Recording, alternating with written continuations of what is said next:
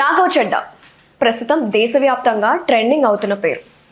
నిన్న మొన్నటి వరకు ఆయన ఒక గ్రేట్ లీడర్ అని, అలాంటి విజనరీ లీడర్ దేశానికి ఎంత అవసరమని సోషల్ మీడియాలో సపోర్ట్ చేస్తూ వేల సంఖ్యలో పాజిటివ్ పోస్టులు కనిపించేవి. ఆమ్ ఆద్మీ పార్టీ ఆయన్ను రాజ్యసభ డిప్యూటీ లీడర్ పదవి నుండి తొలగించిందో సరిగ్గా అప్పటి నుంచే ఆయనలోని రెండో కోణం గురించి ఇప్పుడు దేశవ్యాప్తంగా ఒక ఇంటెన్స్ డిస్కషన్ అనేది జరుగుతుంది. ఇంటలెక్చువల్ లీడర్ అనే ముసుగులో ఆయన బీజేపీ ప్రభుత్వానికి అనుకూలంగా పనిచేస్తున్నారా అనే విమర్శలు ఇప్పుడు గట్టిగా వినిపిస్తున్నాయి. రాఘవ్ చెడ్డా కేవలం సూడో ఇంటలెక్చువల్ మాత్రమేనని, ఆయన బీజేపీ పక్కా స్ట్రాటజీతో పెంచి పోషిస్తుందని ఒక బలమైన ప్రచారం మొదలైంది.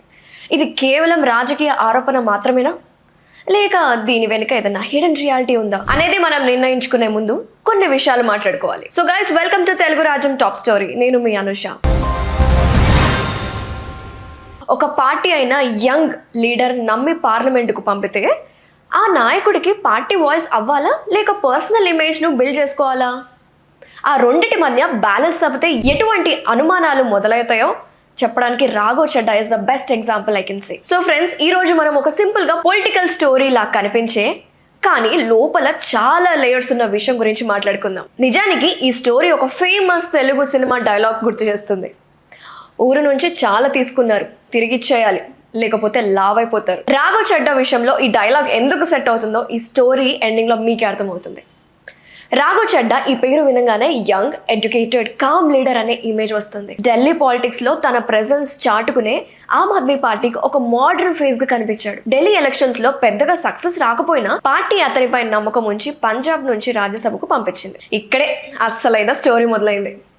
యూజువల్ గా ఒక నాయకుడు ప్రజల చేత డైరెక్ట్ గా ఎలక్ట్ అయి సభకు వెళ్తే బాధ్యత ప్రజల పట్ల ఉంటుంది, కానీ పార్టీ ద్వారా రాజ్యసభకు వెళ్తే అక్కడ ఒక అదనపు బాధ్యత కూడా ఉంటుంది. అది పార్టీ పట్ల లాయల్టీ అంటారు. కానీ రాఘవ్ చెడ్డా అప్రోచ్ కొంచెం డిఫరెంట్గా కనిపిస్తుంది. ఆయన మాటలో క్లారిటీ, ఆర్టికులేషన్ బాగున్నప్పటికీ పాలిటిక్స్లో అవి మాత్రమే సరిపోవు కదా. పార్టీకి అవసరమైనప్పుడు ఒక లీడర్ గట్టిగా నిలబడాలి, పార్టీపై వచ్చే అటాక్ను డిఫెండ్ చేయాలి. రాఘవ్ చెడ్డా విషయంలో ఇక్కడ ఒక సెటిల్ గ్యాప్ కనిపిస్తుందని చాలా మంది అంటున్నారు. రాజ్యసభలో ఆయన పార్టీ తరపున స్ట్రాంగ్ గా నిలబడిన సందర్భాలు చాలా తక్కువే అని చెప్పాలి. పార్టీకి సంబంధించిన అండ్ చాలా ఇంపార్టెంట్ సిచ్యువేషన్స్లో ఎక్కడో ఒక సైలెన్స్, ఎక్కడో ఒక డిస్టెన్స్ కనిపిస్తుంది. ఇది చూసిన వాళ్ళకి ఒక ప్రశ్న వస్తుంది, ఇది స్ట్రాటజీనా లేక హెసిటేషనా అని. అదే సమయంలో అదే పార్టీకి చెందిన మరో లీడర్ సంజయ్ సింగ్ స్టైల్ మాత్రం చాలా డిఫరెంట్. ఎప్పుడైనా పార్టీపై విమర్శలు వస్తే వెంటనే రియాక్ట్ అవ్వడం, పార్లమెంట్లో అగ్రెసివ్ గా పార్టీ స్టాండ్ ను డిఫెండ్ చేయడం ఆయన ప్రత్యేకత. ఇలా ఒకరు పార్టీ గురించి వాయిస్ రేజ్ చేస్తూ నిలబడితే మరొకరు కేవలం ఒక అబ్జర్వర్ లాగా కనిపిస్తున్నారన్న పర్సెప్షన్ నెమ్మదిగా బిల్డ్ అయింది. What you say guys? మన దేశంలో రాజకీయంగా హీట్ పెరిగిన సమయంలో అరవింద్ కేజ్రీవాల్ పై కేసులు, ఇన్వెస్టిగేషన్స్, అలిగేషన్స్ ఒకేసారి ముందుకు వచ్చాయి. పార్టీ మొత్తం డిఫెన్సివ్ మోడ్లోకి వెళ్ళింది. అదే టైంలో ఇతర నాయకుల నుంచి కూడా విమర్శలు పెరిగాయి. అప్పుడు సహజంగా పార్టీకి చెందిన ప్రతి ఇంపార్టెంట్ లీడర్ బయటకు వచ్చి స్ట్రాంగ్గా మాట్లాడాలి, పొలిటికల్ కౌంటర్ ఇవ్వాలి అనే ఎక్స్పెక్టేషన్ ఉంటుంది. చాలా మంది నాయకులు అదే చేశారు. మీడియా ముందు మాట్లాడారు, సోషల్ మీడియాలో యాక్టివ్గా రియాక్ట్ అయ్యారు, పార్టీ స్టాండ్ను గట్టిగా వాయిస్ రేస్ చేశారు. కానీ రాఘవ్ చెడ్డా విషయంలో మాత్రం ఒక కాంట్రాస్ట్ కనిపించింది. ఆయన పూర్తిగా మౌనంగా ఉన్నాడని చెప్పలేం, కానీ పార్టీకి అవసరమైనంత లౌడ్గా, కన్సిస్టెంట్గా డిఫెండ్ చేశాడా అన్న ప్రశ్న మాత్రం అక్కడే మిగిలిపోయింది. This is not only in one situation. మరోసారి మన దేశంలో రాజ్యాంగపరమైన సంక్షోభం ఉందని, ప్రజాస్వామ్యంపై దాడులు జరుగుతున్నాయని భావిస్తూ ప్రతిపక్షాలు ఒకటిగా రావాలని ప్రయత్నించినప్పుడు కొన్ని కీలక నిర్ణయాల దగ్గర కూడా రాఘవన్ స్టాండ్ పై చర్చ జరిగింది. ముఖ్యంగా అభిశంసన తీర్మానం వంటి విషయాల్లో ఆయన సంతకం చేయకపోవడం, సభలో వాకౌట్ చేయకపోవడం వంటి పార్టీ వర్గాల్లో అసంతృప్తిని పెంచిందని ప్రచారం జరిగింది. అదే టైంలో కామన్ పీపుల్ కి ఎఫెక్ట్ అయిన మోస్ట్ ఇంపార్టెంట్ ఇష్యూస్ గురించి తెలుసుకుందాం. లైక్ ఎల్పిజి గ్యాస్ ధరలు కావచ్చు, కాస్ట్ ఆఫ్ లివింగ్ వంటి విషయాలపై గట్టిగా మాట్లాడలేదని పార్టీ చెప్తుంది. కానీ ఆ విషయంలో కూడా ఆయన చాలా అగ్రెసివ్గా ముందుకు రాలేదన్న విమర్శలు వినిపించింది. దీంతో ఒక పెద్ద డౌట్ మొదలైంది. కేవలం ఒక సైలెన్సా లేక ఒక క్యాలిక్యులేటెడ్ డిస్టెన్సా అన్న డౌట్ అందరికీ వచ్చింది. From here the story takes into a new turn. ఎందుకంటే రాఘవన్ చెడ్డాకి పార్టీ ఇచ్చిన అవకాశాలు తక్కువ కాదు. ఆమ్ ఆద్మీ పార్టీ తరపున పోటీ చేసి 2019లో లోక్సభ ఎన్నికల్లో ఓడిపోయినా ఆయన పక్కన పెట్టలేదు. ఎమ్మెల్యేగా అవకాశం ఇచ్చారు, పార్టీ ప్రతినిధిగా నిలబెట్టారు, Delhi Jal Board vice chairman గా అపాయింట్ చేశారు, చివరకు రాజ్యసభ సభ్యుడిగా పంపించారు.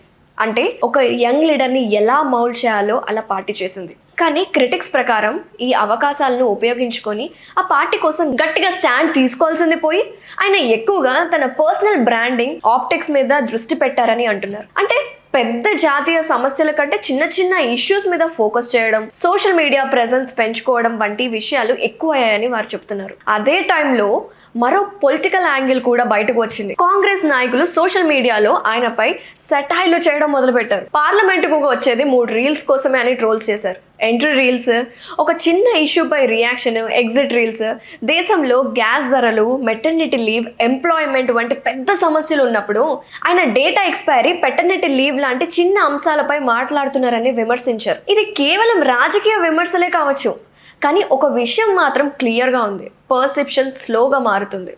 ఒక లీడర్ గురించి ప్రజలు ఎలా ఫీల్ అవుతున్నారో అదే రాజకీయంగా అతని బలం లేదా బలహీనత అవుతుంది. గతంలో ప్రధాని మీద చేసిన కొన్ని ట్వీట్స్ని తర్వాత తొలగించడం, కొన్ని సిచ్యువేషన్స్లో కేంద్ర ప్రభుత్వంపై డైరెక్ట్గా అటాక్ చేయకపోవడం వంటి అంశాలు చూసి రాజకీయ వర్గాల్లో కొత్త చర్చలు మొదలైంది. భవిష్యత్తులో ఆయన తన పొలిటికల్ పార్ట్ మార్చుకుంటారా అనే ఊహాగానాలు వినిపిస్తున్నాయి. ఇది నిజమా కాదా అన్నది చెప్పడం కష్టం. కానీ పాలిటిక్స్లో ఇలాంటి సైలెన్స్, సెలెక్టివ్ రియాక్షన్స్ చాలాసార్లు డిఫరెంట్ ఇంటర్ప్రిటేషన్స్కి దారితీస్తాయి. కొందరికి ఇది మెచ్యూరిటీగా కనిపిస్తుంది, కొందరికి ఇది అవాయిడెన్స్గా కనిపిస్తుంది. చివరికి ఈ మొత్తం స్టోరీ ఒక పెద్ద ప్రశ్న దగ్గరికి తీసుకెళ్తుంది.